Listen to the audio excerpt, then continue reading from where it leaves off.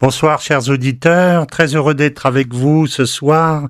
Nous sommes ce soir avec Pascal Mas dans nos tenues estivales. J'espère que vous l'êtes aussi, que vous vous reposez pendant des vacances bien méritées. Alors je participe régulièrement aux émissions, mais c'est la première fois que je dirige.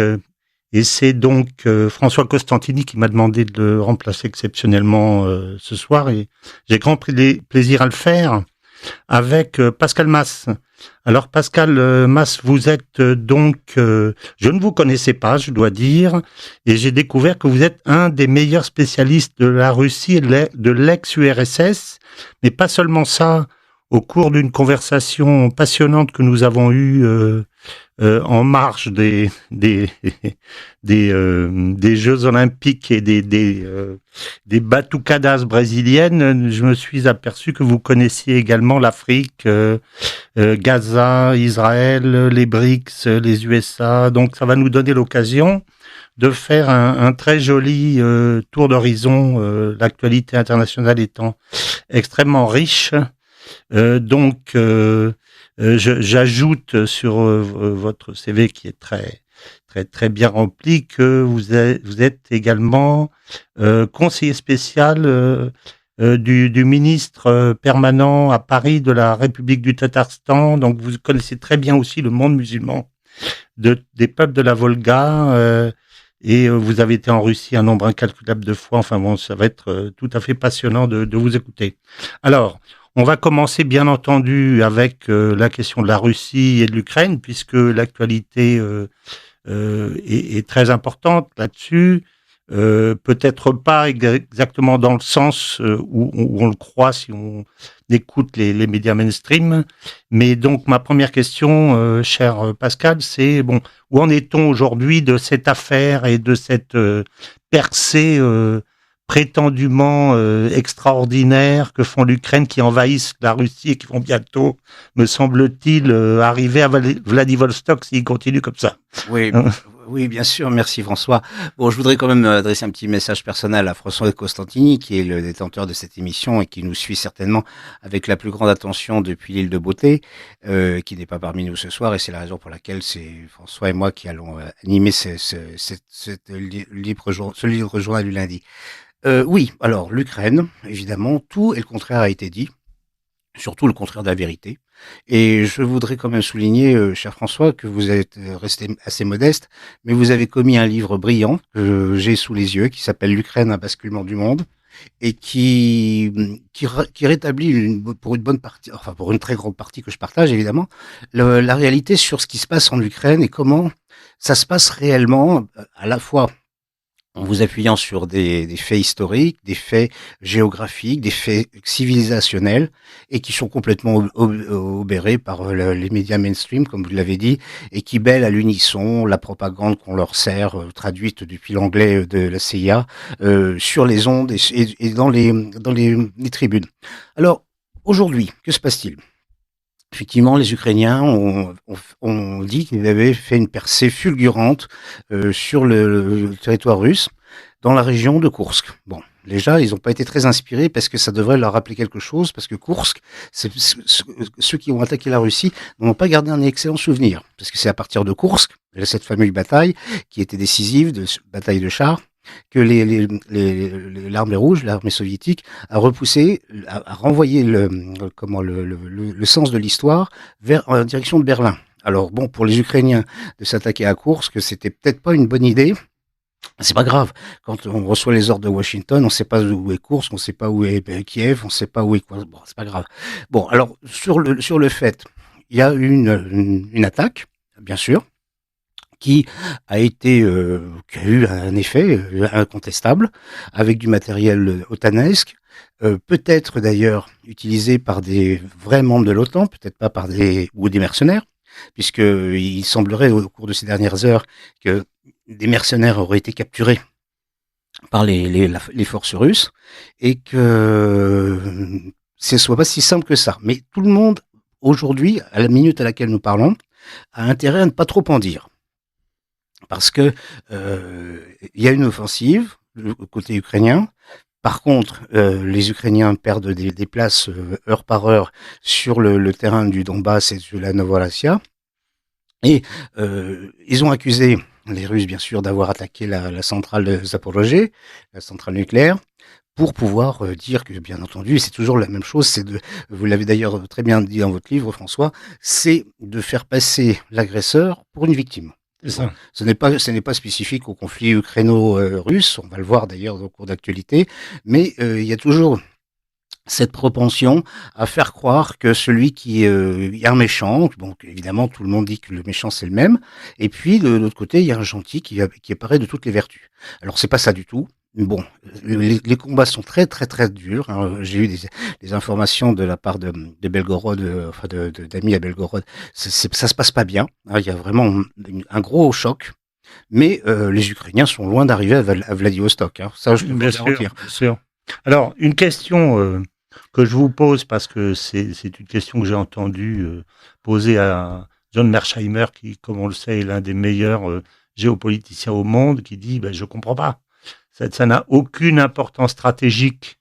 Ils vont pas aller jusqu'à Moscou, ils prendront pas une centrale, ils n'ont pas de, ils ont en face d'eux l'armée qui est la plus défensive au monde. Ils vont se faire massacrer. Donc, est-ce que c'est juste, à votre avis, pour des raisons médiatiques, comme beaucoup d'ailleurs des beaucoup des actions qui ont été faites depuis le début de cette guerre? Est-ce que vous pensez que c'est uniquement pour relancer C'est que la pour ça. machine médiatique? C'est que pour ça. Et Zelensky, le clown, qui n'est même plus président, puisqu'il il est arrivé au terme de son mandat, l'ex-président ukrainien s'est aperçu qu'il n'était plus sur le devant de l'actualité. Donc il faut absolument, pour pouvoir lever des fonds et demander encore plus de moyens, à la fois militaires et financiers, à l'Europe et aux États-Unis, il lui faut montrer qu'il est capable de faire quelque chose. Donc c'est purement ça. Je voudrais quand même revenir sur quelque chose qui est fondamental. Pour les Russes, les Ukrainiens ne sont pas des étrangers. C'est d'abord, c'est un peuple frère. Hein, un peuple frère, dirais-je même. L'histoire le démontre. C'est comme si aujourd'hui la France est en guerre contre la Bourgogne. Ce fut le cas autrefois. Mais ça n'a plus aucun sens. On n'arriverait même pas à le croire. Et donc c'est ça. C'est pour ça d'ailleurs que du côté russe, il y a quand même une certaine modération dans les ripostes. Oui. Et d'ailleurs, Vladimir Poutine est critiqué très violemment d'ailleurs, y compris par Medvedev et quelques autres, pour le fait que ça dure depuis trop longtemps et que on devrait mettre un bon coup comme il faut. Et là, moi, quand j'ai commencé à parler de ça en disant que Poutine était un modérateur, oui. un modérateur surtout, un modéré, mais modérateur, j'en ai pris plein la figure. Et maintenant, on s'aperçoit que finalement, il vaut mieux que ce soit lui que ceux qui sont derrière, parce que ceux qui sont derrière, je peux vous assurer que c'est pas des rigolos. Oui, c'est ça. Et je peux vous assurer que si certains qui étaient derrière, dont il y a eu cette pantomime avec Prigojine, mais si il n'y avait pas eu si Poutine n'avait pas eu la mainmise complète sur enfin si Gerasimov avait été débarqué ou Shoigu, comme ça, je peux vous assurer que ça serait pas la même chose. Et on parlerait pas du tout de la même manière. Et je pense que les portes de Kiev seraient déjà ouvertes. Oui, je suis absolument d'accord avec vous. En fait, je pense depuis le début que Poutine est un équilibriste, bien qu'on ne le voit pas, un équilibriste à la main ferme, mais un équilibriste qui joue, qui essaye de garder d'un côté les nationalistes qui lui donnent, je dirais, le corps du patriotisme de son pays, et de l'autre côté, en même temps, les libéraux qui lui permettent de développer, d'ouvrir son pays, exactement de la même façon que Charles de Gaulle l'a fait, si on peut dire, de la même façon que Franco l'a fait. Les gens ne connaissent pas bien le franquisme, mais toute la période de Franco a consisté à équilibrer les forces patriotiques d'un côté et les forces d'ouverture et commerciale et libérale de l'autre, en fait. Et voilà, donc c'est la clé du développement. Mais je suis tout à fait d'accord avec vous. Alors, on ne va pas développer plus ce conflit, bien qu'on pourrait en dire beaucoup, mais comme on essaye de faire un peu un tour de l'actualité, qui a beaucoup de choses, on va parler aussi de la question de la guerre d'Israël, Israël-Gaza. Est-ce que vous ne pensez pas, moi, je vais vous dire, ce qui me frappe aujourd'hui, c'est que j'ai l'impression qu'après un certain nombre de mois où on voit, je dirais, une présentation Israël-Gaza, on vient aujourd'hui au fond de la question, qui est la question qui élimine les proxys et qui voit de ce conflit un conflit Iran-États-Unis, quelque part. Et je dirais Iran, Russie, Chine d'un côté, États-Unis de l'autre, c'est-à-dire un véritable conflit nord-sud. Qu'est-ce que vous en pensez? Et ça, c'est la première question. Et la deuxième question, c'est, tout le monde se pose la question de savoir si l'Iran va réagir, pourquoi est-ce que l'Iran va répondre, est-ce qu'ils sont obligés de répondre, etc. Qu'en pensez-vous sur ces deux aspects? Alors, L'aspect géopolitique et la réponse de l'Iran. tout à fait. Alors, vous avez parlé des guerres à travers les proxys, c'est exactement le cas, comme c'est le cas également sur le chapitre que nous venons d'évoquer, c'est-à-dire Russie-Ukraine. En vérité, c'est un conflit entre l'OTAN et la Russie. L'Ukraine n'étant que le théâtre des opérations. Sur Gaza, Gaza, bon bah, ce qui s'est passé le 7 octobre, c'est inqualifiable. Ça ne mérite même plus de commentaires tellement c'est abominable.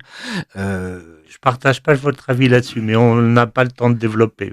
Bon, quoi qu'il en soit, c'est un fait, c'est d'une cruauté indescriptible, mais la riposte, elle n'est pas mal non plus dans le genre. Donc, je rappelle quand même qu'il y a beaucoup plus de morts à Gaza depuis le 7 octobre qu'il n'y en a en Ukraine. Oui, oui.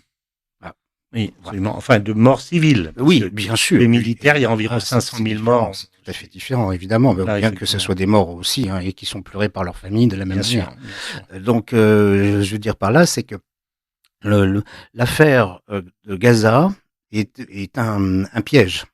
Parce que les États-Unis, à travers Israël et donc cette affaire de Gaza, bon, c'est l'administration Biden. Hein, on ne sait pas ce qu'il en sera au mois de novembre si Donald Trump est élu, veut en finir avec l'Iran et avec les pays qui soutiennent le Hamas.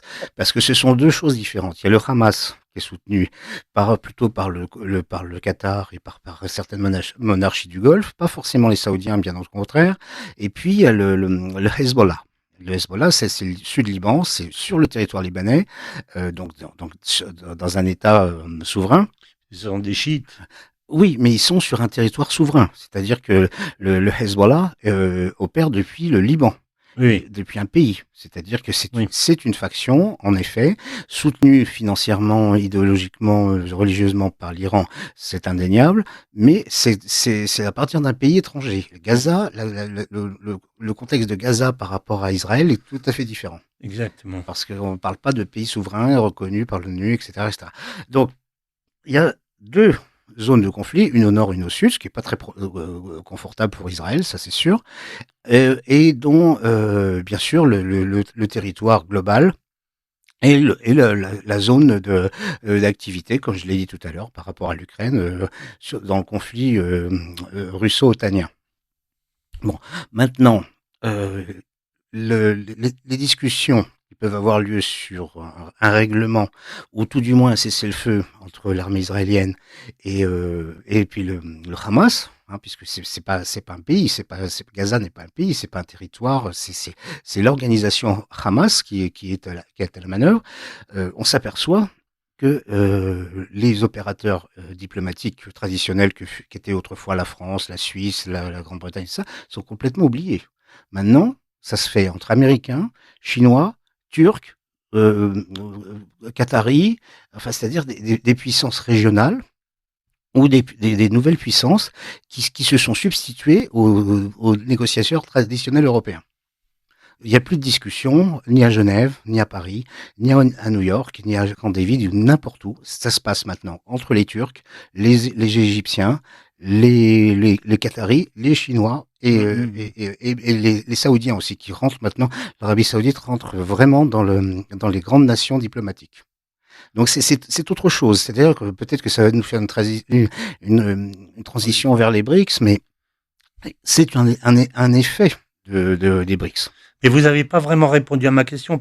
Ma question, en fait, subsidiaire, c'était de savoir, est-ce que vous pensez qu'il y a une chance, puisque évidemment, On voit que Netanyahou est coincé. Il est coincé militairement puisqu'il n'arrive pas à récupérer les otages. Il est coincé économiquement. Il est coincé médiatiquement. Il est coincé diplomatiquement. Il est coincé judiciairement. Il est coincé économiquement. Donc moi, j'ai toujours pensé depuis des mois qu'il y avait une bouteille avec du gaz dedans et que la bouteille était secouée, que le bouchon s'appelait Netanyahou et qu'à un moment donné, c'est Netanyahou qui allait sauter et qui allait ouvrir la voie à des possibles négociations. Enfin, c'est mon avis personnel. Mais en attendant, la sortie de Netanyahou, ça consiste à internationaliser le conflit. Est-ce que vous pensez que si jamais il y a une internationalisation du conflit vers l'Iran, il y a une chance pour que les Américains suivent les Israéliens parce qu'ils auraient une envie de faire tomber l'Iran, ou est-ce que vous pensez que ça ne sera pas le cas parce que l'Iran est protégé en fait ou soutenu par la Russie et la Chine en particulier? Qu'en pensez-vous? Alors, bon, les États-Unis, comme souvent, comprennent rien à ce qui se passe au Proche-Orient. Et donc, ils pensent que l'Iran, c'est encore l'Iran de 79. Donc, c'est pas du tout le cas, bien entendu. Et si autrefois il était possible de faire un blocus contre l'Iran à l'époque de Khomeini, c'est plus du tout le cas aujourd'hui. C'est-à-dire que l'Iran est une vraie puissance avec des. Alors, ça ne veut pas dire que tout va bien, hein, loin de là. Mais en ce qui concerne le soutien d'Israël contre l'Iran, je suis pas du tout convaincu que les États-Unis, même si Madame Harris est arrivée à la Maison Blanche, je suis pas sûr que ce soit un soutien d'effectif comme ce fut le cas autrefois. Et c'est pourquoi aussi, là aussi, comme on parlait de Zelensky tout à l'heure, Netanyahou est obligé d'aller de l'avant pour pouvoir donner des garanties sur le fait qu'il est encore à la manœuvre. Mais le système politique israélien est bien plus complexe que le système ukrainien, évidemment. C'est que Netanyahou est aussi l'otage des petits partis extrémistes Oui, qui lui apportent une majorité. celle de Et Smotrich voilà. Et et Ben Gvir. si d'aventure il y avait des élections et qu'il était chassé du pouvoir, ça changerait tout. Mais c'est vraiment difficile à percevoir parce que lorsque Israël est attaqué comme ce fut le cas au mois d'octobre, quand Israël déclare que c'est sa survie qui est en jeu, il y a une unité nationale qui fait que même si le dirigeant n'est pas très recommandable, le peuple israélien est derrière lui jusqu'au moment Mmh. où ça se calme et après on recommence à s'engueuler. Pour votre information, je partage pas votre avis là-dessus parce que j'ai toujours pensé, depuis la création du Hamas, et vous savez que Sheikh Yassin a obtenu à chaque étape du développement, avant même la création du Hamas en 85, et même auparavant, à partir de 48, enfin, il a toujours obtenu l'accord des Israéliens qui ont voulu créer une force islamique pour contrer le parti de Yasser Arafat créé en 58, qui était un parti laïque. Oui. Et j'ai toujours pensé que si les Israéliens avaient poussé jusqu'à financer 35 millions de dollars par mois amenés par Tsahal du Qatar, comme vous le savez, c'est parce qu'ils ont toujours pensé que Gaza n'était pas stratégique. Parce que Gaza est une petite bande, jamais il y aura une très grosse bombe qui sortira, jamais il y aura un char. Donc en fait, c'est évidemment un choc extrêmement sensible pour Israël, mais ça n'est pas stratégique. Il y a pas de révolution qui viendra de Gaza, puisque Gaza est enfermé depuis 2007. Donc, je partage pas votre avis Oui, sur ce caractère-là. Par contre, je plus voulais... que les Égyptiens s'en foutent complètement. Oui, oui. Par contre, avant de passer à la question des BRICS, effectivement, je voulais vous reposer ma deuxième question de tout à l'heure, à savoir, est-ce que vous pensez que par rapport à l'assassinat d'Haniyeh, est-ce que vous pensez que les Iraniens qui tardent à répondre, comme vous le voyez, vont répondre, sont obligés de répondre, ou est-ce qu'ils peuvent ne pas le faire? Qu'en pensez-vous? Alors, je crois qu'avec les nouveaux dirigeants iraniens, il y aura une réponse symbolique, mais pas quelque chose de fondamental. Qu'est-ce que vous entendez par réponse symbolique? On ne sait pas. Ça peut être des opérations terroristes, ça peut être l'élimination de certaines personnalités, mais ça ne sera pas une Donc guerre. des personnalités donc israéliennes. Oui, Mais où? En Israël? où ils peuvent. C'est pas pareil, c'est très difficile à voir. Autant les Israéliens sont quand même assez ouverts sur leurs opérations, bien que il y a beaucoup de secrets évidemment, mais ils le disent que quand ils vont, enfin Netanyahou a bien dit qu'ils allaient éliminer tout le Hamas, les dirigeants du Hamas, il l'a dit. Bon, les Iraniens fonctionnent pas de pareil, mais il y aura probablement des ripostes, mais ponctuelles, pas quelque chose, un grand affrontement, ça me semble très improbable. C'est ça. Écoutez, je suis assez d'accord. Je suis assez d'accord avec vous. Je suis, pour ma part, très étonné, positivement, par le caractère extrêmement prudent, extrêmement patient, extrêmement habile de la diplomatie iranienne dans cette affaire. C'est pas étonnant. Euh, Ils ont la réponse avec la nuée de drones était, à mon avis, totalement magistrale dans la mesure où ils ont tué personne, mais ils ont déshabillé le dôme de fer, c'est-à-dire ils ont dit à les Israéliens, en une fois, en envoyant des drones qui ont mis 8 heures à traverser, et pour lesquels les Israéliens ont été obligés de demander l'aide des Américains, des Anglais, des Français, qu'ils ont même tiré à partir de la Jordanie, ben vous voyez, quand on veut, on vous déshabille et vous n'avez plus de défense. Donc, c'était une réponse qui était à la fois très dissuasive sur le plan stratégique et très peu dangereuse sur le plan opérationnel. Bien Donc, sûr. elle ne risquait pas une escalade. Aujourd'hui, si on cherche une réponse du même genre, euh, on a du mal à l'imaginer parce qu'ils vont pas refaire la même opération de drone que celle qu'ils ont faite. Donc, il faut qu'ils trouvent quelque chose. Alors, il y avait peut-être un aspect qui était intéressant, c'est que d'abord, le fait d'attendre pour dire on va répondre, mais on prend notre temps, ça augmente la tension. Et comme vous savez, aujourd'hui, le moral des Israéliens est au plus bas, le moral des soldats réservistes est au plus bas, le moral de la jeunesse est au plus bas parce qu'ils n'ont jamais eu l'occasion d'avoir une guerre qui dure, c'est-à-dire une guerre de ce que j'appelle de Plus de 6 jours. voilà, dévitalisation, si on peut dire comme ça. Dans ce cas, Et aujourd'hui, ils continuent à attendre, et j'ai même pensé qu'ils chercheraient à transformer l'attente en une victoire diplomatique, c'est-à-dire on veut bien ne pas répondre si jamais on obtient quelque chose qui pourrait être l'isolement, par exemple, d'Israël sur le plan commercial. Par exemple. alors, ce que vous dites est parfaitement exact, c'est que toutes ces opérations ont également un volet économique. C'est-à-dire que ça coûte affreusement cher à Israël d'avoir tous ces systèmes de défense, Oui, etc. Donc, c'est ils ont dépensé 1,4 milliard sur la réponse. fait un poids incommensurable sur le C'est ça. budget. Alors, et les Iraniens, aujourd'hui, c'est pour ça que c'est pas la même chose qu'à l'époque de Khomeini. C'est pas la même chose. Ils ont le temps, ils ont les moyens. Et ils ont aussi, c'est-à-dire qu'on n'est plus dans l'affrontement brutal comme avec l'Irak. C'est par petites touches, c'est-à-dire pour bloquer certains approvisionnements, pour pouvoir déconsidérer l'adversaire sur certains marchés. C'est une nouvelle forme de guerre.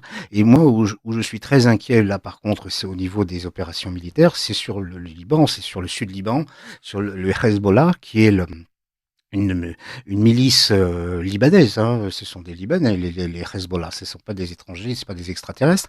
Et je crains que Israël se venge sur eux et que ça soit un désastre pour le Liban en entier, non seulement pour le sud, mais pour l'ensemble du Liban qui est déjà magistralement ruiné. Et bon, on est en mois d'août, là, le 4 août, ça fait 4 ans que l'explosion du port de Beyrouth a eu lieu. On n'en a pratiquement pas entendu parler sur les médias bêlants de la France.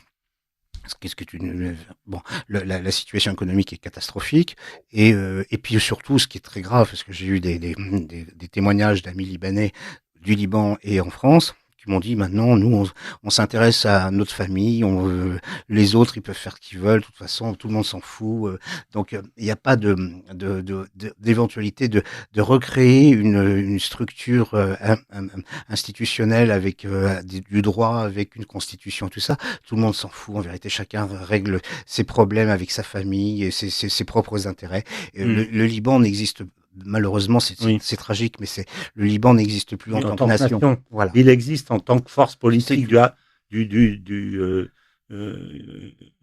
la force politique que représente les comment ça s'appelle euh, le Hezbollah. Oui, c'est tout. C'est la seule force. Mais est-ce que vous ne pensez pas, et puis après on parlera des BRICS, bien sûr, est-ce que vous ne pensez pas que si Israël se met dans cette situation, ce qu'attendent les autres, c'est qu'on est dans un espèce de jeu de mystiquerie où chacun repasse la carte à l'autre pour que ce soit l'agresseur qui soit fautif. C'est ça. Donc ce qu'attendent les Iraniens, comme ce qu'attend le Hezbollah, qui fait du harcèlement mais qui va pas plus loin, c'est qu'à un moment donné, il y en a un qui sort du bois en disant je t'attaque pour pouvoir dire à la communauté internationale, vous voyez, c'est pas nous, c'est eux, donc voilà. On a le droit de répondre, c'est légitime. C'est ça, voilà. Et est-ce que vous ne pensez pas que si les Israéliens font ça, ils se mettraient dans une situation où ils, à ce moment-là, pourraient être bombardés dans tous les sens du terme, parce que le Hezbollah est extrêmement bien armé en termes de missiles et en termes de... C'est ça le risque. Donc, bien sûr.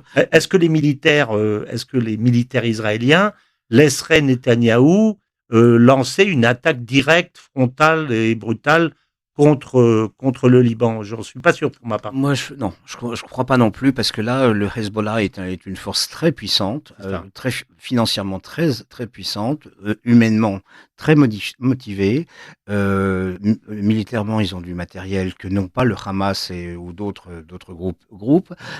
Ça serait vraiment là une guerre. Et là, comme je l'ai dit tout à l'heure en préambule, il s'agirait du territoire libanais, c'est-à-dire que si Israël attaque le Liban, c'est attaque un autre pays souverain. Oui, c'est ça. C'est pas la même chose que de faire une opération de police sur une région turbulente. Donc ça veut dire qu'Israël est coincé, hein, on est bien d'accord. Diplomatiquement, ça serait difficile. À tout point de vue. Très difficile. Très difficile. Bon, écoutez, on en reste là pour aujourd'hui, si vous voulez, sur ce point. Parlons des BRICS, puisque c'est un sujet dont nous avons débattu dans notre bistrot du 16e avant-hier. Et c'est un sujet que vous aimez beaucoup, qui vous intéresse et qui est absolument passionnant, parce que c'est un basculement du monde total. Les BRICS, moi, c'est un sujet d'étude et d'intérêt depuis le début, depuis 89, pardon. Et donc, d'autant plus que, comme vous l'avez souligné tout à l'heure, moi, je suis expert de la Russie, 25 ans au service de la République du Tatarstan, et il se trouve que cette année, le 2024, c'est la présidence tournante des BRICS est opérée par la Russie, et que les événements marquants de cette année, il y en a eu 2 déjà en janvier et un au mois de juin, avec les Jeux sportifs BRICS qui ont eu lieu juste avant les Jeux Olympiques de Paris. Oui, c'est ça. Dont on n'a pas trop parlé bien sûr, dans nos pays. Hein. Bien sûr, et le CIO a fait pression sur les fédérations pour ne pas envoyer d'athlètes à Kazan. Et donc ça se passe à Kazan justement. Et le point d'orgue de cette année des BRICS, ça sera au mois d'octobre, la conférence des BRICS qui se tiendra à Kazan, donc au Tatarstan, capitale musulmane de la Russie, où seront pleinement intégrés, c'est pour ça que ça va en corrélation avec ce qu'on vient d'évoquer tout à l'heure, l'Égypte, l'Arabie Saoudite, les Émirats et l'Iran. Bon, il y a aussi l'Éthiopie, mais rien que cela, c'est quand même dans le club des BRICS, ça pèse. Bien sûr. Et au niveau diplomatique, parce qu'il n'y a pas de diplomatie BRICS, c'est pas l'Europe, hein, les BRICS, c'est un club de gens qui ont envie de faire des choses ensemble, en se disant c'est pas plus mal qu'on fasse des choses ensemble, surtout de s'émanciper du dollar ou de... Surtout quand on a la force... je veux dire, les matières premières, oui. Le monopole des matières premières, la plupart des matières premières du monde. Oui. Et en plus, on a la matière première humaine, c'est-à-dire la force de travail la plus puissante, la plus importante du monde, avec les prix les plus bas.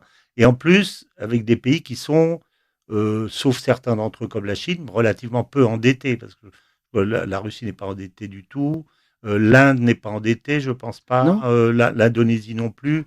L'Arabie Saoudite, n'en parlons pas. Donc en fait, ils ont quand même les moyens, on dit, et les ambitions. Et il y a aussi la puissance financière, parce que voyez-vous, tous les gens qui commentent sur les BRICS en disant les BRICS ça braque. Enfin, j'en ai entendu des choses de la part notamment d'un éminent éditorialiste d'un journal économique qui prétend être la référence.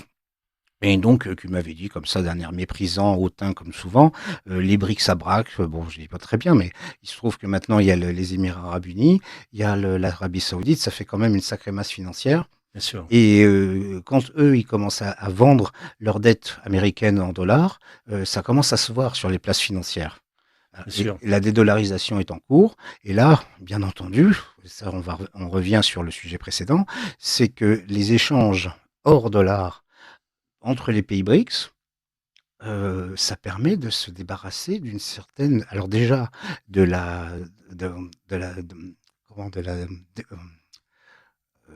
dépaysation, je sais pas comment ils appellent ça, dépaysement américain, qui fait que, si vous utilisez le dollar dans vos transactions, même si ça n'a rien à voir avec les États-Unis, vous êtes susceptible de tomber sous le coup de la loi Oui, américaine. c'est ça. C'est la dépaysation, je sais plus comment C'est ça ça. s'appelle. Bon, et donc ça, beaucoup toutes les transactions qui se font maintenant entre la Chine et la Russie, entre l'Inde et la Russie, entre la Chine et l'Inde, bon, faut pas oublier quand même que, officiellement la Chine et l'Inde sont encore en conflit. Ils ont eu un conflit territorial, hein. Sauf ils ont décidé de se réunir il y a une semaine ou 10 jours de ça, en disant que ils voulaient refaire un traité qui sera pas le premier d'ailleurs, pour aplanir leurs différends et régler C'est ça. tous leurs problèmes, C'est-à-dire, ce qui est essentiel en c'est-à-dire effet. que le principe C'est tout récent. le principe des BRICS, c'est qu'il n'y a pas d'interférence de la part des autres dans les affaires intérieures. Voilà. Et quand il y a un conflit, parce que bon, faut pas croire non plus que la Russie et la Chine, ce soit l'amour, l'amour passionné, hein, Mhm. mais l'Iran et l'Arabie Saoudite, c'est quand même assez impressionnant. Le Oui, fait qu'ils soient à la même table sans s'insulter, il faut le faire aussi quand même. oui, oui. Mais chacun fait ce qu'il veut chez lui. Hein, Oui, c'est pas l'Europe. Il y a pas de van der Leyen qui c'est explique ça. à tout le monde comment il faut faire, comment il faut faire cuire la soupe et combien de temps on doit faire bouillir les pâtes. Donc, Oui. Et dans quelle poche il faut mettre l'argent de la pâte. ça, ça sera l'objet d'une autre émission. Mais on n'a pas le temps. Mais je veux dire par là, c'est que c'est pas du tout la même chose. C'est pourquoi d'ailleurs beaucoup de pays s'intéressent à cette formule que sont les BRICS, Mm. parce que on leur dit pas il faut faire la démocratie avec multipartisme, Bien machin sûr, bidule, et puis les LGBT, enfin toutes ces choses-là. Ça bien non. sûr, bien Non, sûr. non, non, non, vous faites ce que vous voulez. On est juste là pour discuter, pour pouvoir faire Mm. des choses qu'on a envie de faire et que Oui. on n'avait pas l'habitude de faire parce qu'on était sous influence du FMI, de la Banque mondiale, de l'OMC, etc., etc. Et cetera. Et donc, les BRICS, c'est à la fois une un club, hein, c'est un club, c'est pas une Mm. organisation. Il y a pas d'adhésion avec des participations financières, tout ça. Mm. Heu, c'est un club, où des pays qui n'avaient pas l'habitude de travailler ensemble, soudainement se considèrent qu'ils ont des intérêts communs. Oui. Et par exemple, les manœuvres navales au large de l'Afrique du Sud qui ont réuni l'Afrique du Sud, bien sûr, puisque c'était le pays invitant au large du Cap. Mm. Il y avait la Chine et les États-Unis Mm. et la C'est ça. Russie. Oui, Et oui. les États-Unis, quand ils ont allé voir certains de leurs bateaux sont passés par là, ils se sont dit oh là là, qu'est-ce que c'est que ce truc? Mm. Et alors, ça n'empêche pas, pour rebondir sur ce que vous dites, l'Inde, qui est membre des BRICS, de passer un accord militaire avec les États-Unis. Oui, mais Donc l'un n'empêche pas l'autre. c'est pas incompatible, Mm. absolument. De même que l'Inde achète du matériel militaire à la France, les Émirats aussi, c'est pas incompatible. Il y a Non. pas d'obligation. Chacun fait ce qu'il veut, pourvu Mm. que ça soit utile. Alors, avant on essaye d'avancer un peu. Deux questions rapides sur les BRICS. La première, c'est quand vous voyez le paysage et l'avenir qui est ouvert aux BRICS, pour moi, c'est fantastique. Ces pays peuvent être amenés à vivre leurs 30 ou leurs 50 glorieuses. Ah oui, C'est clair. ouais. Donc, dans cette masse de choses, recréer un système de Bretton Woods bis, créer une monnaie, etc. Que pensez-vous si vous étiez Poutine ou si vous étiez Xi, Vous me flattez. que serait pour vous l'axe prioritaire à développer aujourd'hui? Et la deuxième chose, c'est si vous vouliez embêter les BRICS, si vous étiez à ce moment-là Biden ou Trump ou Kamala, qu'est-ce que vous feriez comment prendriez-vous les choses pour essayer de résoudre ou de répondre à cette menace, puisque c'est probablement la première menace stratégique. C'est pas la Chine comme on le dit, c'est les BRICS en fait. Alors, C'est deux questions. oui, alors c'est plus facile pour moi de répondre à la première parce qu'il y a déjà des faits. C'est-à-dire qu'il y a un gros effort de dédollarisation. Non, C'est-à-dire que on est d'accord. il est question, bon, déjà des échanges en monnaie locale et il est envisagé de créer une monnaie scripturale. Ça. C'est pas l'euro. Les 5 R. C'est ça. C'est un peu comme nous on a connu pour les générations qui ont connu cette époque. C'est le serpent monétaire européen avec l'écu, hein, qui n'était pas une monnaie, mais qui était un taux de référence entre les différentes monnaies, D'accord. parce que le principe même des BRICS, c'est de garder sa souveraineté sur son économie, sur sa monnaie, sur son territoire, sur ses engagements, Donc etc. la monnaie vous semble la chose prioritaire C'est dans donc l'esprit d'ailleurs des travaux de Sergueï Glaziev dont nous avons oui, parlé l'autre oui, jour, oui. qui les avait développés à l'occasion, la première fois à l'occasion du sommet d'Astana, il y a presque 20 ans. Oui. Donc ça veut dire qu'il y a 20 ans, ça fait 20 ans que les Russes et les autres réfléchissent à cette... C'est ça. Et maintenant, ils sont en train de le mettre en pratique petit à petit, D'accord, d'accord. avec des accords douaniers, avec des D'accord. accords pour justement utiliser les monnaies locales dans les échanges internationaux et ne D'accord. plus du tout utiliser le dollar. Et D'accord. ça, c'est la vraie menace pour les États-Unis. D'accord. Hein. Alors l'autre question, Alors, c'est l'autre si vous question- êtes les États-Unis, Alors là, qu'est-ce qui pourrait les embêter dans cette... comment les États-Unis pourraient ennuyer les BRICS? Oui, Bah, déjà, ils les méprisent. Donc, ils considèrent que Mhm. c'est une espèce d'alliance de bric et de broc. Ils y croient pas. Ils y croient pas. Non, les économistes américains considèrent que les BRICS, c'est n'importe Mhm. quoi. Parce que déjà, Pas il y a- tous, hein. ça y est, il y en a certains qui commencent à se Mhm. réveiller. Mais déjà, parce qu'il n'y a pas de cohésion géographique. C'est-à-dire, entre Mhm. le Brésil et l'Inde, il n'y a pas de frontière commune, évidemment. Et les Américains qui sont hégémoniques n'ont pas du mal à considérer que peut fonctionner un ensemble qui n'est pas hégémonique C'est ça. s'il n'est pas sous leur coupe. C'est cela. C'est cela. Donc ça, C'est-à-dire que c'est compliqué. ça va Ça rentre pas dans leur référentiel. Ça va de l'Alaska à la Patagonie, c'est chez eux et Voilà. on peut faire tout le terrain à pied, c'est pas un problème. Mhm. Là, c'est pas pareil du tout parce qu'il y a des puissances qui, en plus, n'ont pas les mêmes histoires, qui ont été colonisées, qui ont. Donc, je retiens que, à votre avis, la principale, je veux dire, novation qu'on risque d'avoir dans les années qui viennent, c'est la monnaie, effectivement, la monnaie du Sud, Le système de le monnaie. système de monnaie. Et par ailleurs, je vous donne mon avis sur la question. Je pense que s'il y a un point sensible sur lequel les Américains pourraient jouer pour empêcher ou retarder la mise en place des BRICS, ça serait la rivalité Chine-Inde. Oui. Sur les essayer de pousser les populations locales peut-être dans le couloir qui se trouve au-dessus du Bangladesh. C'est pas un hasard, par exemple, si le Bangladesh est en train de bouger aujourd'hui. Évidemment. Le haut nord du Bangladesh est extrêmement stratégique pour l'Inde, puisqu'il fait la division entre l'Inde de l'Ouest et l'Inde de l'Est, je dirais. Donc, je suis pas étonné que ça soit dans cet endroit du monde que ça bouge. Oui, mais voyez-vous, c'est que les dirigeants indiens ne sont pas dupes. Et donc, Bien sûr. et c'est pareil pour les dirigeants chinois. Bien sûr. Donc leur modération et leur intérêt sur ces questions-là font que ces tentatives de déstabilisation sont vouées à l'échec. C'est ça. Parce que c'est plus comme ça. C'est pas la CIA qui dépense de l'argent, qui paye les camionneurs pour. On n'est plus au Chili en 76. Hein, c'est fini ça. Donc ils ont pas compris ça.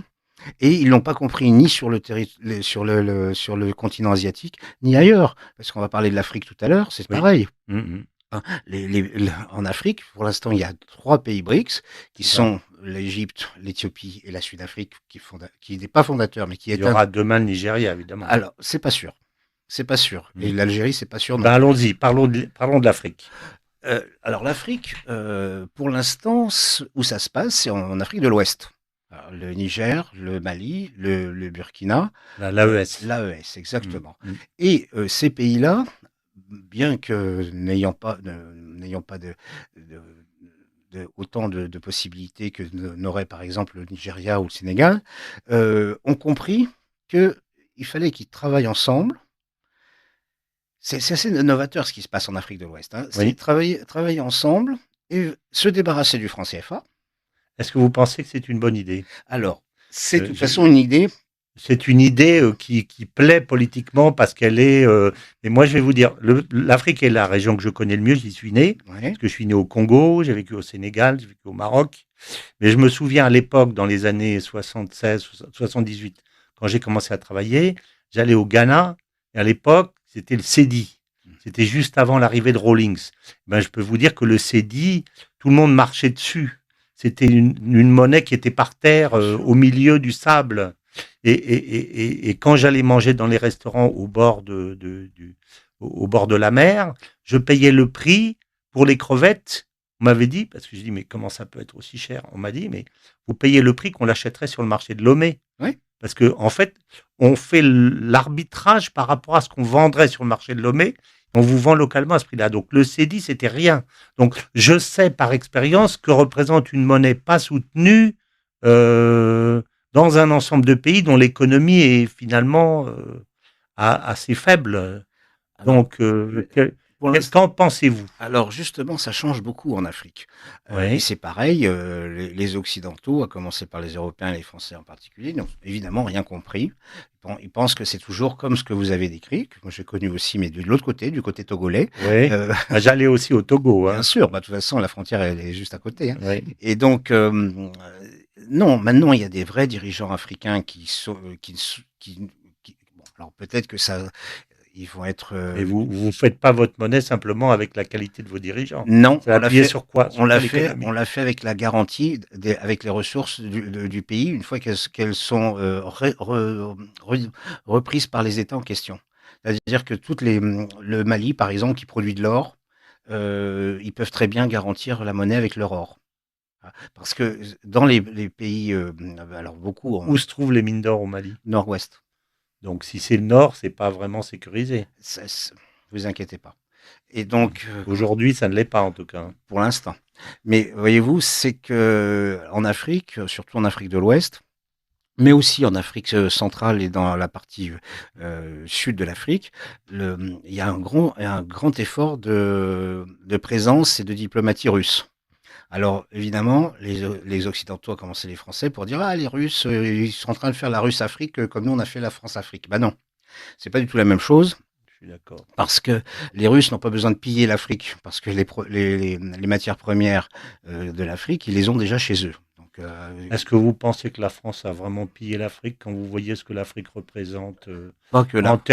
termes d'économie mondiale? Je crois que ça fait combien 4 ou 5% des échanges avec la France. Enfin, c'est faiblissime. Donc, Maintenant, on oui. veut pas, faut pas exagérer non plus. Maintenant, oui. Mais bon, ça a été. Bon, il y a eu des contrats qui étaient quand même assez spéciaux en ce qui concernait, par exemple, le bois, par exemple, C'est pas le bois qui le- représente des sommes gigantesques non plus. certes, mais c'était pas équivalent, quoi. Donc bon là, Mais est-ce que je vous raconte une petite histoire mais je vous en prie. que j'ai eu l'occasion d'aller assister au dernier moment de Sékou Touré, peu avant qu'il ait son cancer, etc. Et j'étais allé donc accompagner le président de l'ASCOA à l'époque, où j'étais dans ce groupe qui a travaillé avec l'Afrique. Et je me suis retrouvé à l'ambassade, entre l'ambassadeur et Ismaël Touré, qui était donc le frère de Le frère. Sékou, qui était celui qui organisait les hautes et les basses œuvres, en particulier économiques. Et Ismaël et l'ambassadeur étaient chacun avec leur coupe de champagne. Et Ismaël disait à l'ambassadeur de France, Monsieur l'ambassadeur, on n'arrête pas de vous dire que vous avez pillé notre pays, mais si vous saviez ce que les Russes nous ont piqué pendant les 30 ou 40 années où ils ont collaboré avec nous, mais ils nous ont plus pris en 40 ans que vous en 200 ans de colonisation. Et il se tordait de rire, et l'ambassadeur aussi. Donc, ça veut Alors, dire que la réalité n'est pas forcément alors, le discours. ce que vous dites, c'était vrai. C'était pareil pour Madagascar d'ailleurs, quand comment l'Union soviétique, c'est un autre pays, hein, l'URSS et la Russie d'aujourd'hui, c'est deux choses différentes. Ce sont deux entités complètement différentes. La progression de l'influence russe en Afrique complètement inattendu d'ailleurs. C'est-à-dire que il n'y a pas eu une volonté exprimée, bon, même si Lavrov fait un travail extraordinaire, mais c'était à la demande des Africains que les Russes sont venus apporter leur concours, Bien notamment sûr, en Centrafrique, tout ça. C'est pas du tout la même chose que bien sûr. l'URSS avec l'époque de Oui, Sékou mais il y avait Touré. quand même cette espèce d'aura de cette puissance qui accompagnait une décolonisation. Enfin, Oui, enfin, il y a beaucoup de pays en Afrique qui aiment beaucoup la Russie, ce qui ne veut pas dire qu'ils aiment les Russes et que les Russes les aiment. C'est donc autre chose. alors voilà. Mais la Russie a cette image positive. Ah, C'est pour ça que quand Macron a été dire en Afrique que la ah, Russie était en train de coloniser alors là. l'Afrique, enfin, tout le monde s'est roulé par terre de rire en se disant mais Surtout à Moscou, hein, je peux vous le dire. ce type ne connaît rien à l'histoire de Ah non, l'Afrique. mais c'est catastrophique, hein. Et donc là, voyez-vous, la poussée de l'influence russe en Afrique, elle ne se fait pas que sur la partie francophone, ou plutôt enfin la zone française, parce que c'est valable aussi au Zaïre. Alors, moi, je dis toujours le Zaïre, hein, parce que la République Mhm, démocratique du Congo, ça me fait bien rigoler, mhm. mais aussi en Éthiopie, dans différents endroits, bon, évidemment, au Mozambique, et là, j'ai lu dans un magazine russe que la Russie avait offert des ambulances et puis des véhicules de pompiers à l'Angola. Bon, On a bien offert des chasse-neige au Nigeria à une époque. non, c'était en Guinée justement, les chasse-neige de Sékou Touré. Mais donc, il y a il y a des actions comme ça, ponctuelles. Alors, on annonce, la Russie offre tant de milliers de tonnes de blé. C'est ça. Voilà. Bon, surtout cette Que année. Macky Sall est allé chercher à Moscou au tout début Exactement. du conflit. Voilà.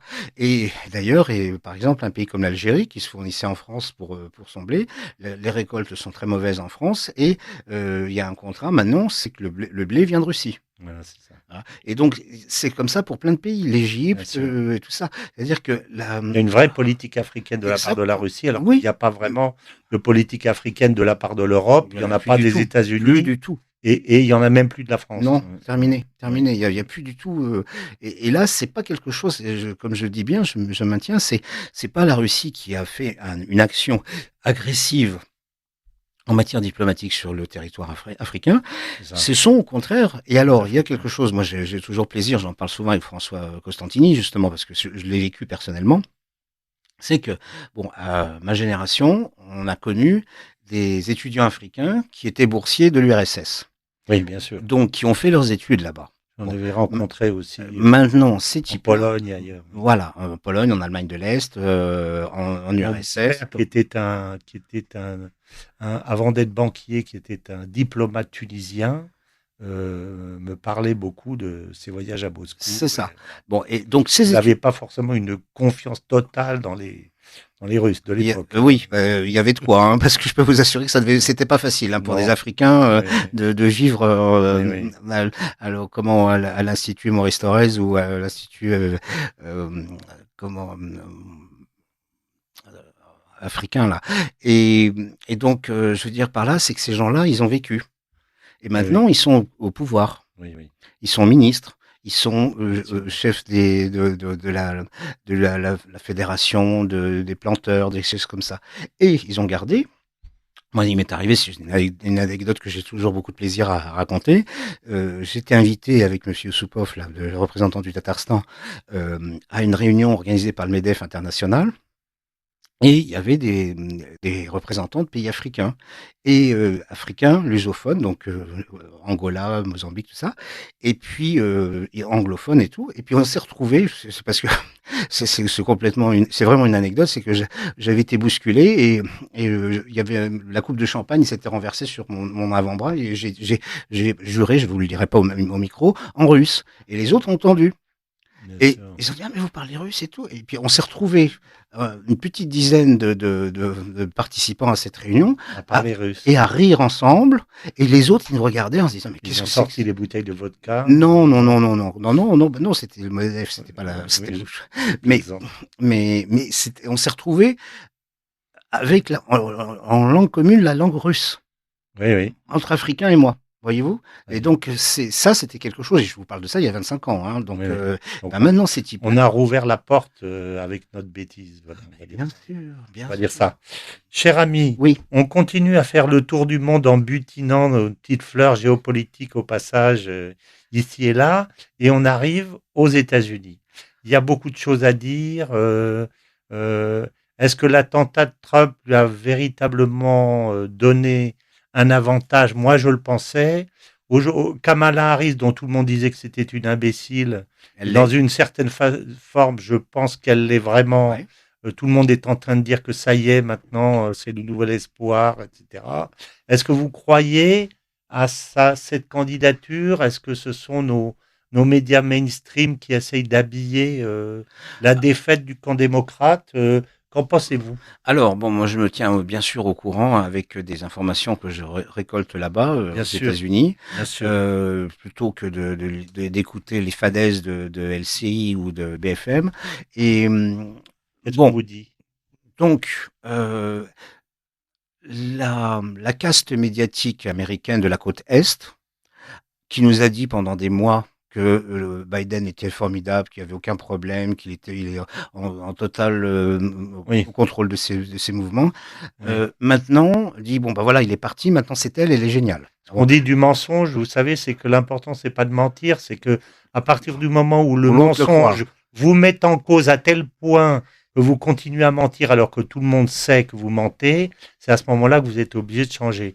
Je me souviens qu'au moment de l'investiture de Biden, il y a une vidéo qui circule encore sur Internet où il passe devant un Marine en disant saluez le Marine. Et on s'est demandé pourquoi il disait saluer le Marine. C'est parce que dans l'oreillette, On on lui lui a disait. dit saluer le Marine.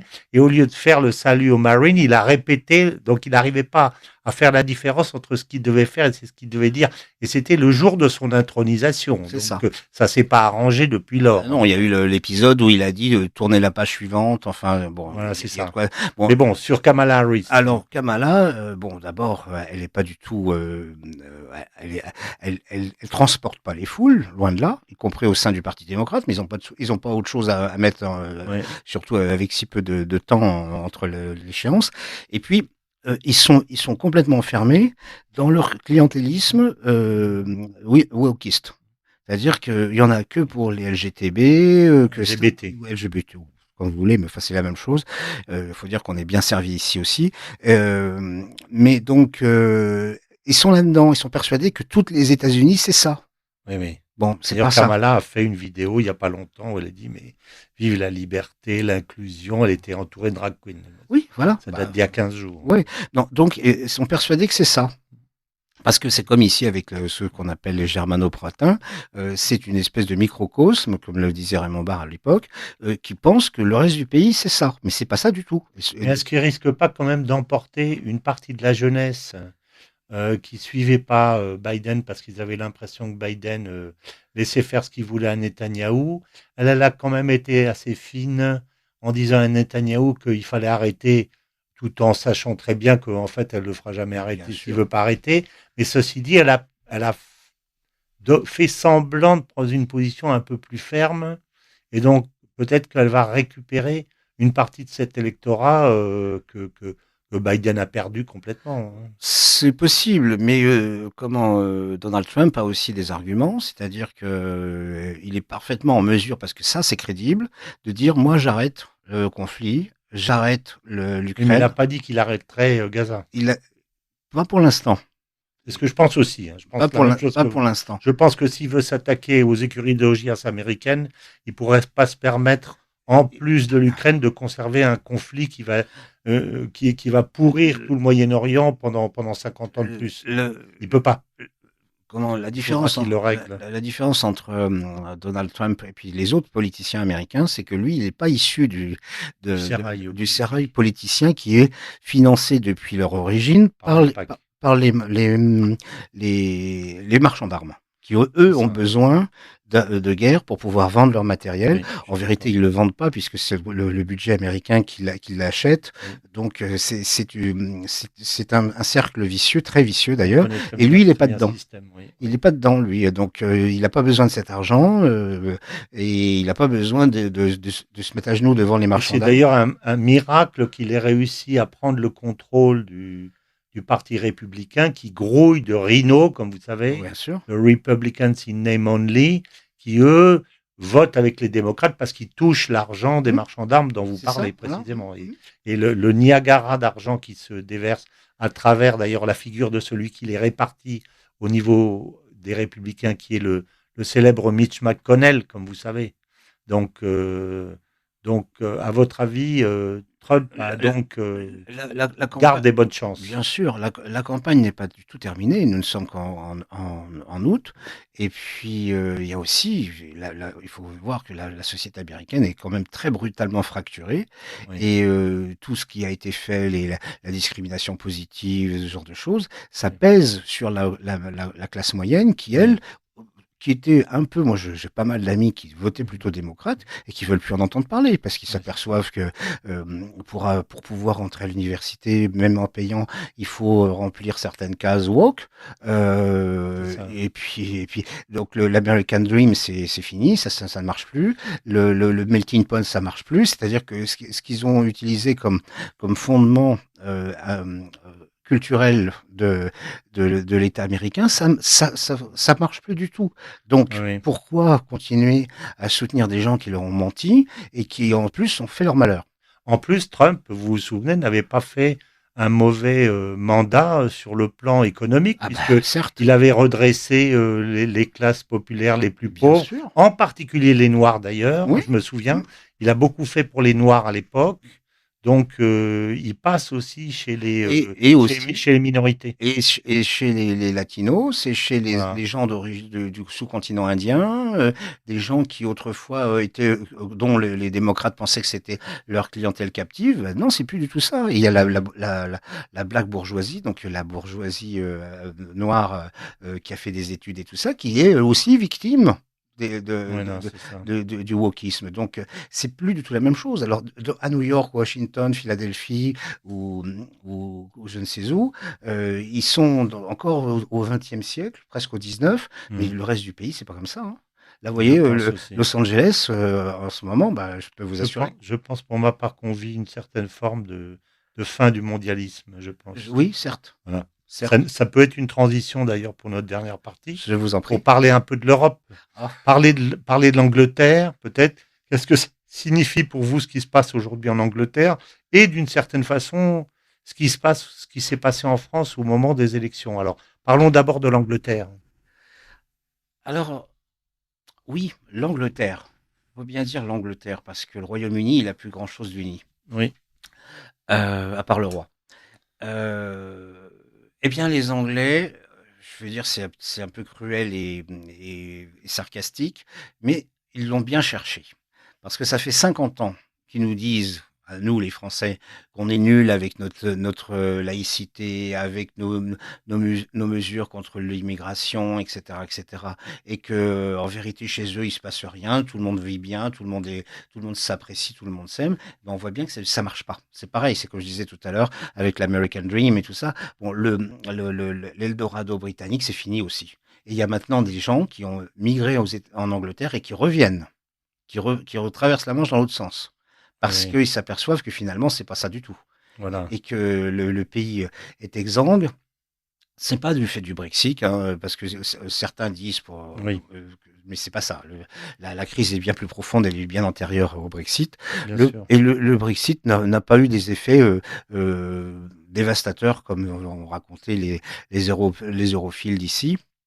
Et donc ce qui se passe, c'est grave, parce que les Anglais n'en peuvent plus. Oui, Les Anglais n'en peuvent plus. Et j'en veux pour preuve un truc complètement inimaginable, c'est qu'en Irlande du Nord, à Belfast, les protestants et les catholiques se sont trouvés coude à coude oui, vous pour m'avez dit ça. manifester contre Oui, l'immigration. C'est pour vous dire. Les gens qui se sont balancés des pavés, qui se sont mis des bombes mutuelles dans leur pub et tout, qui se retrouvent finalement sur le même bateau, c'est le cas de le dire, c'est ça. Hein. Et donc, c'est grave. Alors, la réaction du gouvernement britannique, elle est complètement disproportionnée, ça c'est sûr. Je pense que d'ailleurs ils se sont pas rendus compte que la crise était profonde et que ça ne fera Bien sûr, que d'amplifier les choses. Et bien même sûr. de les... Ils n'ont pas pris la mesure, c'est Du ça tout. qui est Du tout. ahurissant. Vous savez, Christophe Guilluy, qui parle de la France, Oui. mais on peut Ouais. en parler, dit que, dans ses livres, qu'en fait, il y a deux sociétés en regard qui ne se parlent pas. Il y a la société bourgeoise dont parle Christopher Lasch, la sécession des élites, etc., et la société populaire qui s'arrange elle-même de ce qu'il appelle dans son dernier livre, c'est pas les déshérités, mais ça va me revenir, Les euh, déclassés. les déclassés, Mmh. qui essayent de se débrouiller entre eux par leur propre solidarité, etc. Et ces deux sociétés ne se parlent pas, ne se comprennent pas. Et ce qui est ahurissant, c'est que la société d'en haut ne comprenne pas celle d'en bas, parce qu'elle la dirige en principe. Oui. Elle est censée la diriger, mais elle ne sait pas ce qui s'y passe. C'est étonnant. Hein. Et vous croyez quoi ici? Les gilets jaunes, vous croyez que les gens du boulevard Saint-Germain, ils ont vu venir la chose? Non, non, je pense pas. Je pense qu'ils n'ont rien vu. Non. Mais une fois que c'est passé, on peut en tirer les leçons. Je n'ai pas l'impression que les leçons soient tirées C'est pas passé du tout, hein. de ce qui se passe en Angleterre. Et en France, alors, avant de parler, on va passer un peu de temps sur les questions, parce que Oui. je reçois des messages avec des gens qui sont très inquiets en me disant, doit-on considérer que l'émission de Monsieur Martin ne prend et ne lit aucun message d'auditeur? C'est justement parce que on a voulu laisser du temps pour les messages des auditeurs. On va aborder la J'aurais France. aimé que ce monsieur, d'ailleurs, qui ne dit, mais comment se fait-il qu'il n'y a aucun message d'auditeur, lui-même, il passe un message. Oui. Ça aurait été j'aurais préféré, mais bon. Alors, finissons sur la France. Bon, sur la France, bon, évidemment. On parlera des Aujourd'hui, on est le messages 12 août. L'actualité, c'est bien évidemment les Jeux Olympiques, qui sont un grand succès. Le grand succès pour les sportifs, grand succès pour l'organisation. Je parle au niveau de la sécurité. Pour l'ambiance qui a été créée pendant ces 15 jours, qui est une sorte de rêve éveillé. Hein, attention au retour. Et donc, ça a permis en même temps d'oublier qu'il n'y avait pas de gouvernement et que bon, bah, le pays continuait. Mais vous savez, la Belgique s'est retrouvée sans gouvernement pendant plus d'un an et ça marchait. Oui, mais c'est un pays fédéral, on oublie ça. Oui. J'avais dit ça une fois devant l'ambassadrice de Belgique lors d'une session de l'IHEDN. Elle dit, mais rappelez-vous que la Belgique, c'est pas la France. Il y a un roi, d'abord, et puis c'est un pays fédéral. Donc on peut ne pas avoir de gouvernement fédéral, mais si vous avez des gouvernements locaux qui fonctionnent, ils sont capables d'expédier les affaires courantes. Tandis que nous, c'est pas la même chose. On n'est pas pas fédéral. Je crois que nous avons des messages, donc. On a un message, donc, à part celui de ce monsieur, donc, que je rassure. Il y a donc un monsieur qui nous dit, quand la Russie parle de ses assaillants, sait-on quel terme elle utilise? Dit-on les Ukrainiens ou les Otaniens ou un quelconque autre terme? Alors, bon, sait-on ce qui s'est réellement passé à Gaza le 7 octobre? Je vais pouvoir en parler un petit peu, si vous me permettez.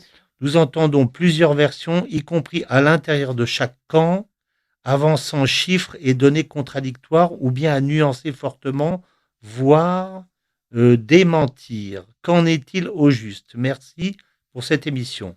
Donc, première question, quand la Russie parle de ses assaillants, sait-on en quel terme elle utilise, dit-on? Les Ukrainiens, les Otaniens, c'est-à-dire en d'autres termes, ce que veut dire ce monsieur, c'est qui la Russie considère-t-elle comme son ennemi, en fait? C'est ça. C'est l'OTAN. Alors, bon, d'abord, comme vous vous en souvenez, en 2022, il n'a pas été question d'une guerre, mais d'une opération militaire spéciale. Oui, absolument. Donc, je reviens à ce que je disais au début de cette émission, c'est que les Russes ne considèrent pas les Ukrainiens comme des... Bien sûr. Pour eux, c'est une guerre civile, donc c'est même atroce d'une certaine façon. Je me souviens que Sergueï Glaziev, dont on parlait tout à l'heure, je crois qu'il est de Kharkiv. Kharkov, oui. Ou Kharkov en russe, parce qu'on dit Kharkiv d'un côté, Kharkov de l'autre. Et donc c'est un Ukrainien en fait. C'est un des principaux conseillers de de Poutine, et c'est un Ukrainien. Donc, Comme l'étaient Khrouchtchev et Brejnev. oui, c'est ça. C'était des Ukrainiens aussi. Oui, c'est Donc, ça. Ou des Géorgiens comme Géorgiens comme Staline. Staline, voilà. Et donc, je veux dire par là, c'est que c'est pas un pays. Tout à l'heure, quand j'ai fait une illustration en disant la Bourgogne contre la France ou la Normandie contre la France, ça c'était Oui. au Moyen Âge. Hein. Mais de fait, les Ukrainiens, surtout ceux de l'Est, parce que ceux de l'Ouest, c'est en vérité des gens qui sont sous de culture polonaise. Oui. Hein, c'est autre chose.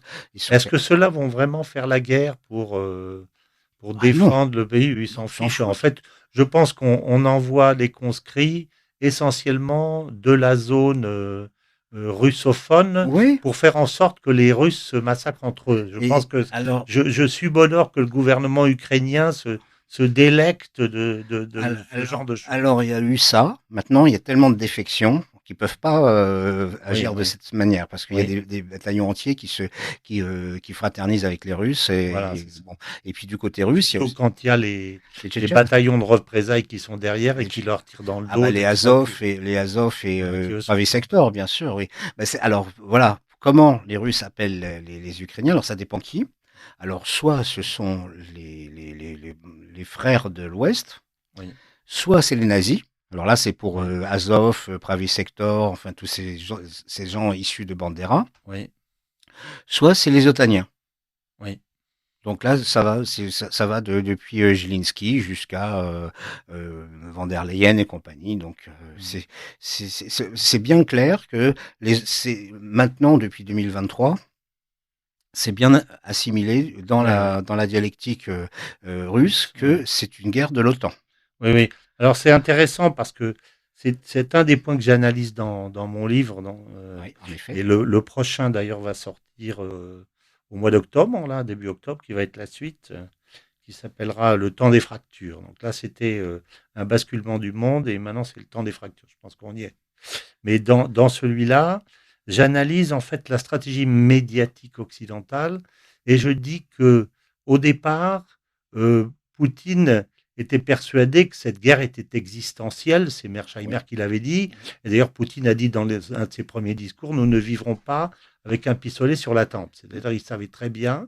Mais certains Russes, surtout au début, devaient considérer que c'était une guerre extérieure.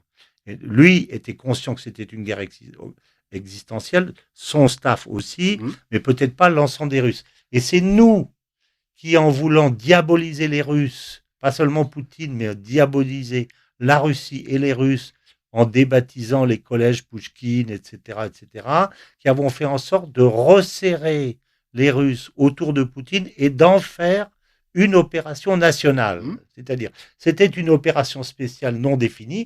Aujourd'hui, c'est une opération nationale. Mmh. Mais c'est nous qui avons créé, en fait, cette situation. Nous, moi non, mais Enfin, nous, les Occidentaux nos, sans doute, nos, oui.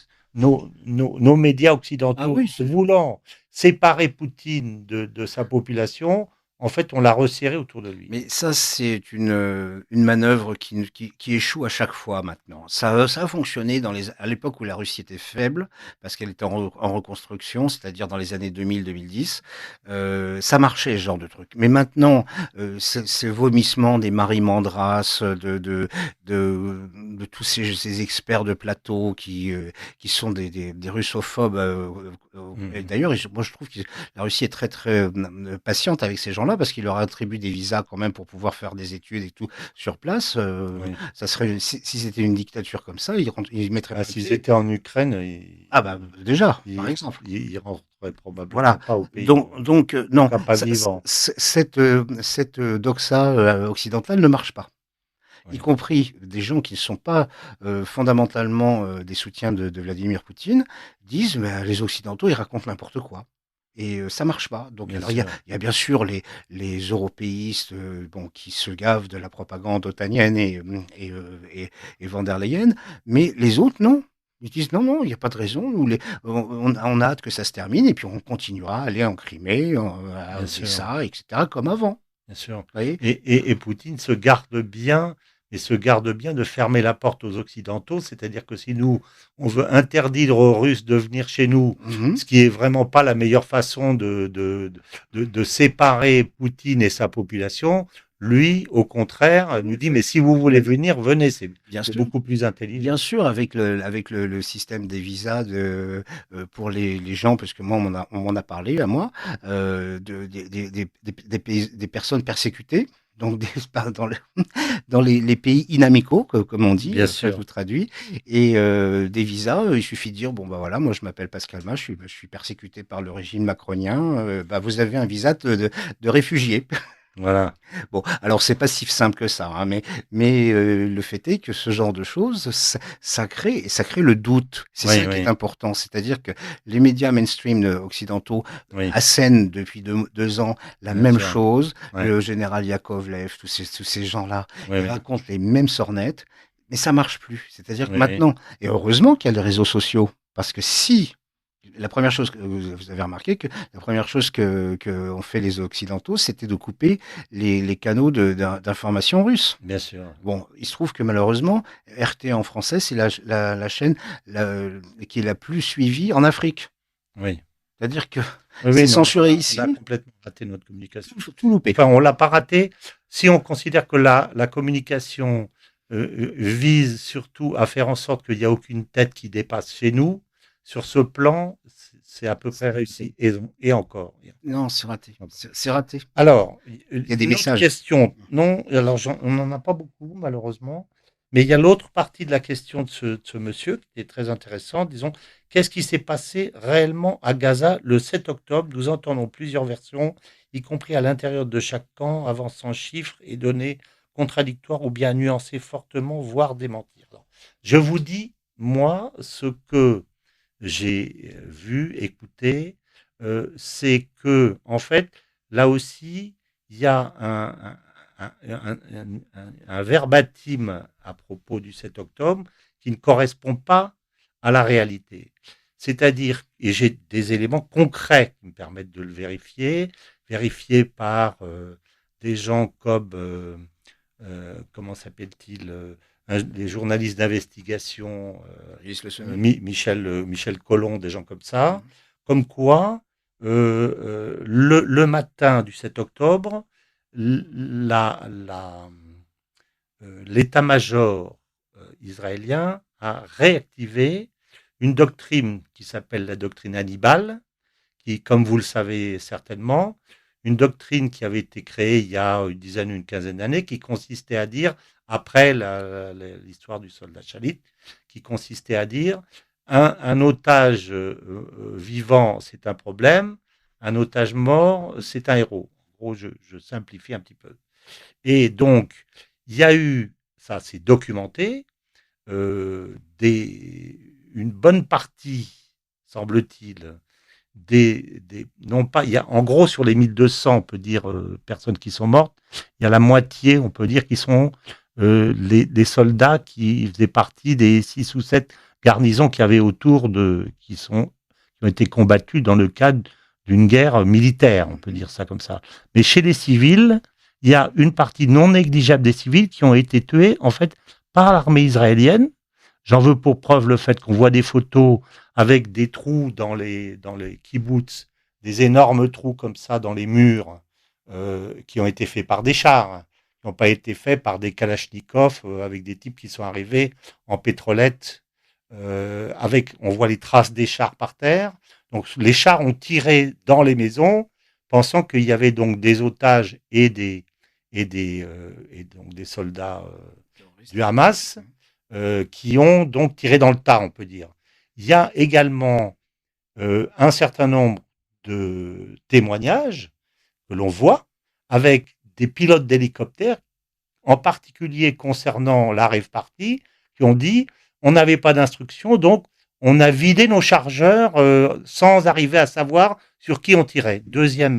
Troisième chose, on a des gens qui sortaient des kibbutz, une femme en particulier, à qui on dit et qui vous a tiré dessus? Elle répond c'est l'armée israélienne. Et on dit est-ce que vous en êtes sûr? Il dit oui, j'en suis absolument sûr. moi j'ai réussi à ne pas me faire tuer, mais mon copain qui était dans la voiture à côté a été tué. Donc il y a véritablement, je veux dire, c'est pas si simple que le Hamas est arrivé à tuer 1200 personnes. Il y a eu une pagaille. Et il y a cette notion de doctrine Hannibal qui est extrêmement importante. Et on a les témoignages de gens de kibbutz ou des soldats qui ont dit on a tiré indistinctement. Quand vous avez une photo, par exemple, lors de la rave party, vous avez 300 ou 400 voitures qui sont mitraillées. Ce ne sont pas les gars avec des kalachnikovs qui ont mitraillé 400 voitures. C'est les hélicoptères qui ont fait ça. Et donc, ces voitures ne sont plus disponibles parce qu'on a fait un grand trou, on a mis les voitures à l'intérieur et on a mis un mausolée par-dessus pour qu'on ne voit pas, on ne fasse pas d'enquête. Donc, c'est beaucoup plus compliqué que ce qu'on dit. Voilà. Ça, moi, Voilà. ce que je Mais on note, continue à dire le 7 octobre, épouvantable, etc. Mais quand on creuse, monsieur a raison, les choses sont plus complexes. ce que moi je note, c'est que c'était quand même une grosse surprise. Oui, ça c'est sûr. Parce que les Israéliens se sentaient inattaquables et puis finalement, C'est-à-dire qu'ils avaient laissé passer et ils savaient qu'il allait y avoir quelque chose, mais je pense qu'ils ne se doutaient pas de l'ampleur et ils pensaient que ces animaux humains ne seraient pas capables de monter une opération aussi professionnelle que ce qui a été oui, fait. parce que manifestement, bon, on ne peut pas nier quand même qu'il y a eu une attaque de la part du Hamas et ça a été coordonné avec des entraînements. Je veux dire, on descend pas d'un parachute comme ça, hein. Il faut des entraînements et puis savoir où c'est. Enfin, bon, je pense, bon, c'est très trouble. Évidemment, on aura la vérité peut-être dans 60 ans, mais c'est vrai que c'est une épouvantable affaire et qui peut avoir des conséquences extrêmement fâcheuses. Voilà. Je crois qu'on arrive en fin d'émission. On a encore une petite minute, me dit-on. Donc, je remercie les auditeurs. Je suis très heureux de cette première émission ensemble, Merci. cher ami. Merci, François. J'espère qu'on se reverra et puis donc qu'on aura l'occasion de faire un petit tour de l'actualité comme ça. Je crois qu'on aura tout encore à beaucoup de fait, choses à dire. tout à fait intéressante. Et donc, je souhaite à tous nos auditeurs des très bonnes vacances et j'espère qu'on les a intéressés. Voilà. Et voilà. Et Merci. puis moi, j'en profite aussi pour les quelques secondes qui restent pour remercier les auditeurs, à la fois pour leur attention, pour leur réaction, parce qu'il y a Voilà. des messages, et puis aussi surtout pour les dons qu'ils font pour que cette station continue et qu'on puisse continuer à développer des choses, des concepts et des idées en toute liberté. Voilà. Merci à tous. Merci à François Costantini de nous François. avoir offert Voilà. ce lieu et ce temps de débat. Voilà. J'ai hâte de l'entendre nous apporter ses commentaires. Merci. Merci à tous. Chers camarades, si tu veux plus de contenu, de réinformation, d'éducation populaire et de formation intellectuelle, n'hésite pas à faire un don sur notre page Tipeee.